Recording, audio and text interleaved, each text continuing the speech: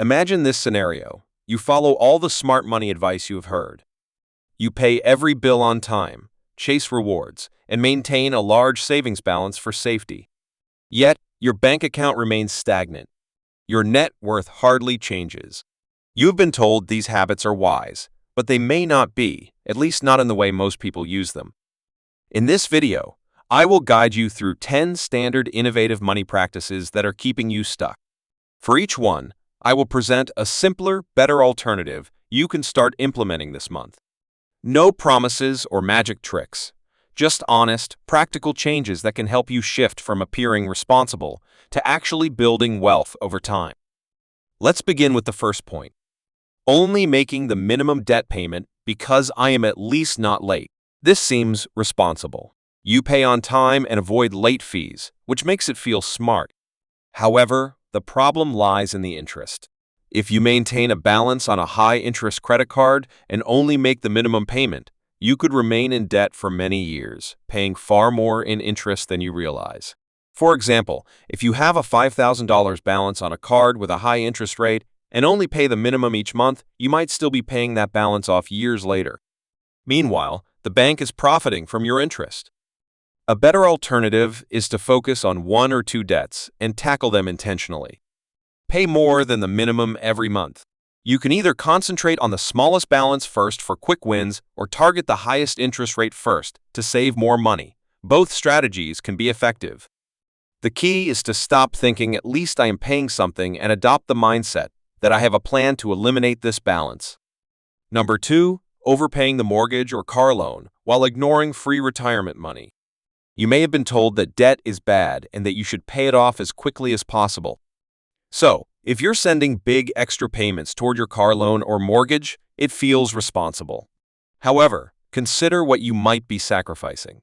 If your employer offers a retirement plan match, essentially free money for your future, opting to overpay a low-interest loan instead of taking full advantage of that match could mean sacrificing a small emotional win now for a much larger financial benefit later. A better approach is to first take advantage of any free match offered by your employer's retirement plan, if applicable. For instance, if your company matches up to 3 or 4% of your salary, try to contribute at least enough to receive the whole match. After that, you can make extra payments toward your mortgage or car loan if you wish, but contributing sufficient to obtain the maximum match ensures you're not missing out on free money. Next, let's talk about the dangers of keeping a large amount of cash simply for safety, while inflation gradually decreases its value. Having emergency savings is crucial. Having cash on hand for unexpected expenses can help you avoid debt, so saving money in cash isn't inherently bad. The issue arises when you keep significantly more in cash than you realistically need, and do so for many years. Prices generally rise over time due to inflation. When inflation increases and your cash doesn't grow, the real value of that money diminishes. You may feel secure, but your future purchasing power is decreasing. A practical alternative is to keep enough in a simple savings account to cover genuine emergencies, such as 3 to 6 months' worth of essential expenses, if that seems feasible for you.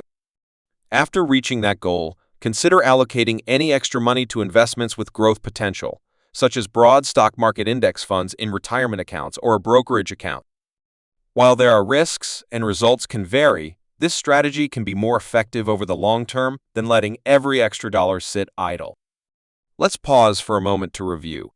So far, we've identified 3 habits that may seem wise but could be hindering your financial progress: making minimum payments that extend your debt, making extra loan payments, forgoing free retirement contributions, and keeping large cash reserves that gradually lose value. You might already see a habit you want to change. Keep watching, as the following points are even more significant.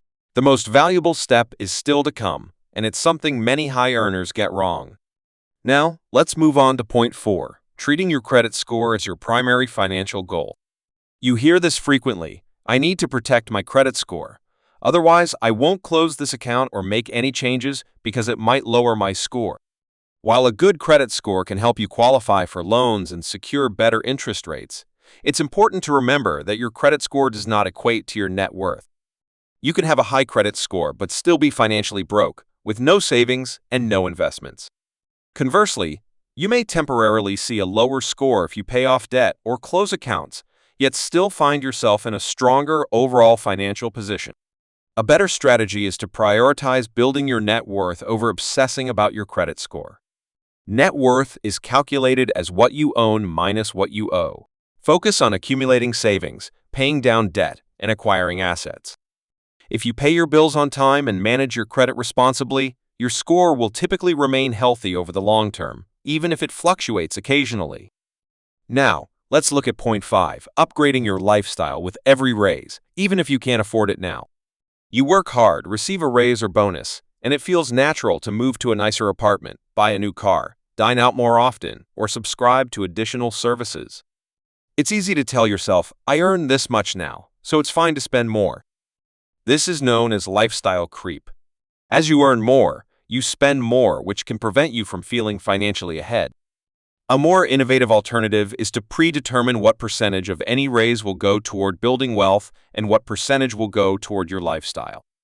For example, you can decide that whenever your income increases, half of that extra money will automatically go into retirement savings, investments, or debt repayment. The remaining half can be used to enhance your lifestyle. This way, you can still see progress in your current lifestyle while ensuring your future self benefits. Number 6. Be mindful of subscriptions and small automatic charges that may seem harmless. $10 here, $15 there. A streaming service, a cloud storage plan, or a pro upgrade that you hardly use. None of these expenses seem like a big deal individually. However, when combined, they can quietly siphon off $100 to $200 from your budget each month. Over the course of a year, this can total more than $1,000 that could have been allocated toward debt repayment or investments. A better approach is to schedule a subscription checkup once or twice a year. Review every recurring charge on your statements and ask yourself, do I actually use this? Would I even notice if it were gone? Anything that does not pass that test can be canceled. Importantly, ensure that the savings from these cancellations do not end up in unrelated spending. Instead, decide where the freed-up money will go, such as by making an additional automatic transfer to your savings or investment account. Number 7. Avoid chasing credit card rewards without tracking your spending. While rewards and cashback can be beneficial for those disciplined with their finances, many often end up spending more on credit cards, focused on earning points. The value of the rewards may not outweigh the additional spending or interest incurred from carrying a balance. Instead, start with a solid spending plan. Set limits for categories like groceries and entertainment, and consider using a separate checking account for these expenses. Once you have control over your spending, use a rewards card for planned purchases and pay the balance in full each month. This way, the card becomes a tool instead of a trap. Number 8. It's a common belief that buying a bigger home is always a good investment. Statements like renting is throwing money away, or a bigger house will pay off later can be misleading.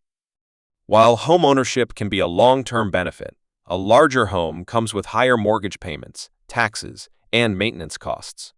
If these expenses strain your budget, they can create stress rather than provide security. Instead, choose a home that fits your financial situation. Calculate your housing costs as a percentage of your take-home pay and consider the overall financial picture. Renting modestly while saving and investing can often lead to a stronger financial position in the long run.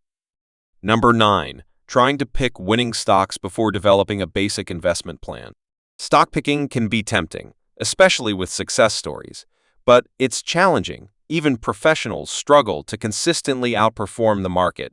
Without a clear understanding of risk and diversification, you risk losing essential money. Instead, start with broad index funds to create a solid investment foundation. Once you're on track with your savings, consider allocating a small portion to individual stocks as a side experiment. Number 10. Believing that I will start later, when things calm down. This mindset can delay necessary financial actions. Life is rarely as settled as we expect, and postponing can lead to lost time. Start small now, even if conditions aren't perfect. Set up minor automatic transfers to savings or pay down debt. Small actions can lead to significant progress. A crucial note: this discussion is educational and not personal financial advice. Your situation is unique, so do your own research and consult professionals as needed. For deeper insights, Watch the following video. The average American budget is broken. It explores how a typical budget might harm your financial future. If you found this helpful, subscribe, turn on notifications, and share which money habits you plan to tackle first. Remember, minor changes today can lead to a better financial future.